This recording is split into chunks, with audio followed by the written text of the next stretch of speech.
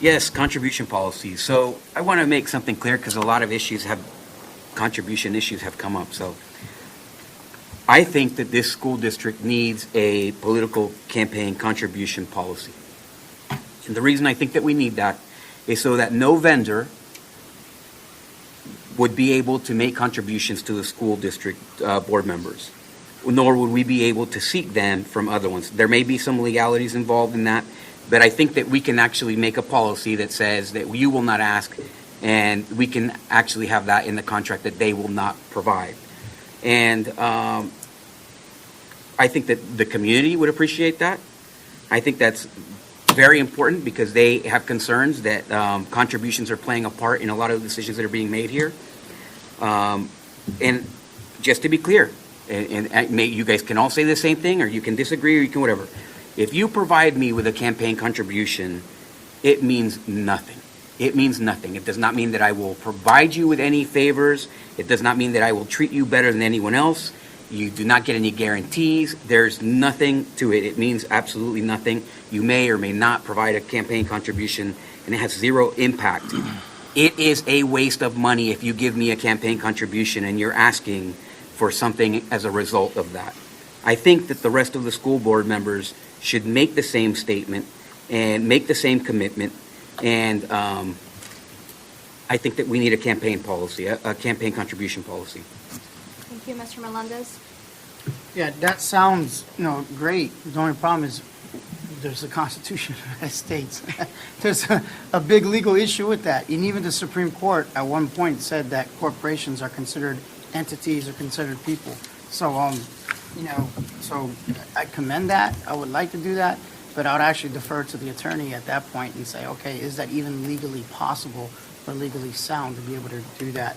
And because then it's like discriminating, because that's also this form of discrimination as well. So you're saying that corporations that are unaffiliated with the school district can donate, but only those that are affiliated cannot.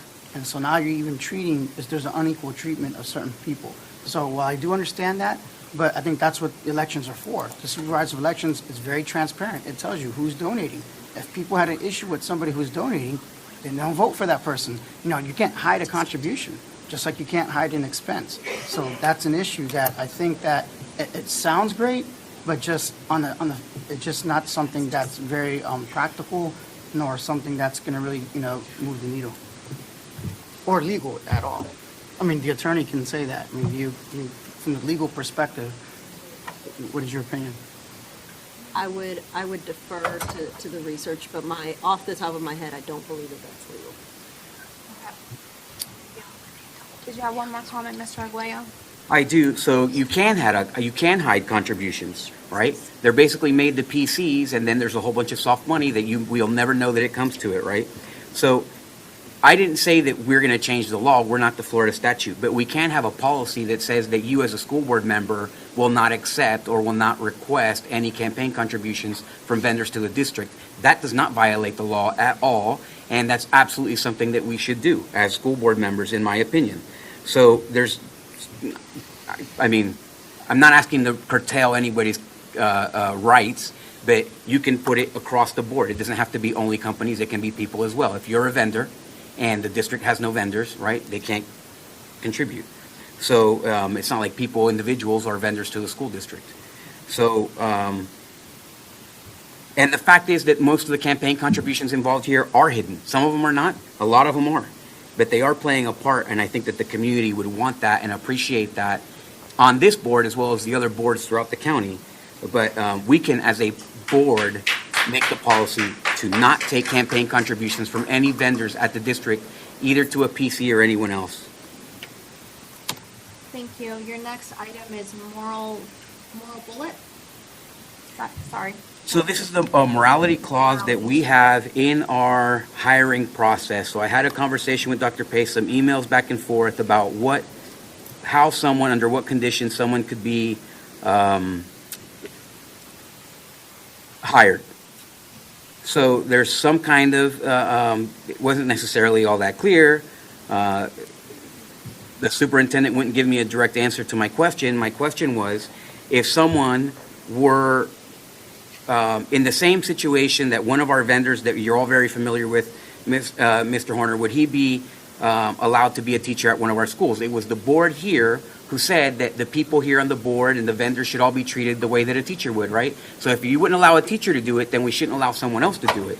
Well, the very first bullet in the qualifications under our employment requirements are must be of good moral character. So if you're going to make a subjective bullet that says must be of good moral character, I imagine that someone here would know what that means, right? So do we know what that means? What does that mean exactly? Can you go and get caught at a whorehouse and have to resign from your job? Can you do that? I'm not done. So that's an actual question to the superintendent, if that's the situation. And I'm going to take a break and just say, you know what?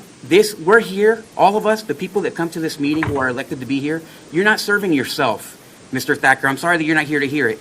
You're serving the community, and when you walk out, you're walking out on the thousands of people who not only wasted their vote on you, sir, but you're wasting all of the people's time. Can you stay on topic? So that is on topic. He just walked out. So the question is, must be of good moral character. Is that defined? Do we have an idea of what that is? Is that the case? Would that be okay? And I know that it's not already, because we've had administrators that came and have had to leave the school district for the same purpose.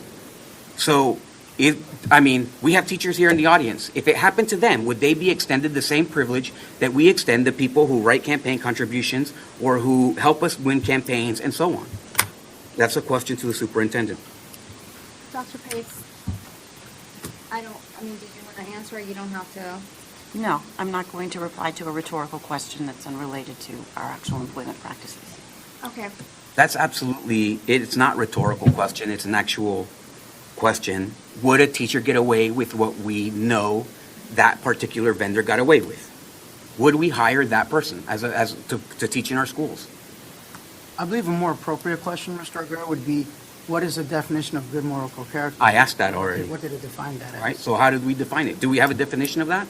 Or is it just if whoever at the school district likes you, then you're moral? What is the question? What is the answer?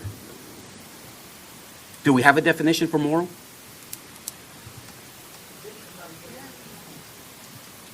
So there is none? Is there a legal definition for moral? There are definitions. I have not looked at at the bullet that you're referring to. Well, you have to look at the whole thing. I don't know if there's definitions in there. Yeah. If there's not a definition in there, then I'll defer to the Well, document. we can have Mr. Prabhakar answer that question for you at the next board meeting. So this is to me, this is a pretty important question. So the very first bullet in our hiring practices, the very first qualification, we do not have defined. The superintendent is refusing to answer if we have a definition or if we know what that means. And the board has no interest in it either, apparently. I would be very interested, and you would think that the very first qualification, we would know what it is. They would be upheld, they would be held to it, right? All of our teachers and employees are held to it. So it's the number one thing. It doesn't say a college degree. It doesn't say a teaching certificate. It doesn't say any of those things. It says of good moral character.